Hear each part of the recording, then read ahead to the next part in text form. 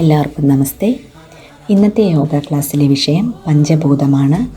യോഗശാസ്ത്രമനുസരിച്ച് പ്രപഞ്ചവും മനുഷ്യ ശരീരവും നിർമ്മിക്കപ്പെട്ടിരിക്കുന്നത് പഞ്ചഭൂതങ്ങൾ, ആകാശം, വായു, അഗ്നി, ജലം, ഭൂമി എന്നീ 5 മൂലകങ്ങൾ കൊണ്ടാണ്. പഞ്ചഭൂതങ്ങളുടെ സന്തുലിതാവസ്ഥയിൽ ശരീരം ആരോഗ്യമുള്ളതാകുന്നു. പ്രതികൂലാവസ്ഥയിൽ രോഗങ്ങൾ വരുന്നു.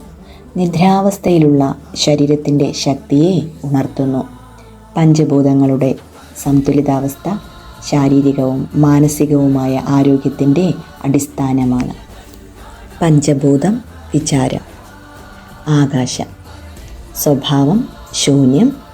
അംശം കാമം, ക്രോധം, ലോഭം, മോഹം. ആധാരചക്രം വിശുദ്ധി. വായു. സ്വഭാവം ചലനം. അംശം വിലേഖനം, സ്ഥൂലാദികൾ, ഉന്മേഷ നിമേഷങ്ങൾ.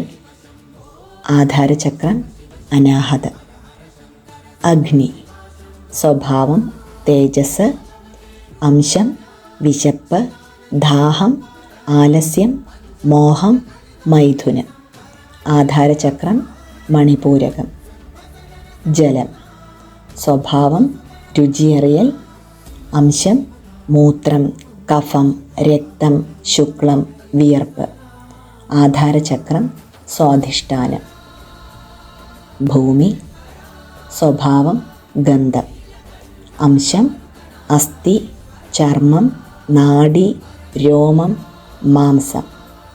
ആധാരചക്രം മൂലാധാരം.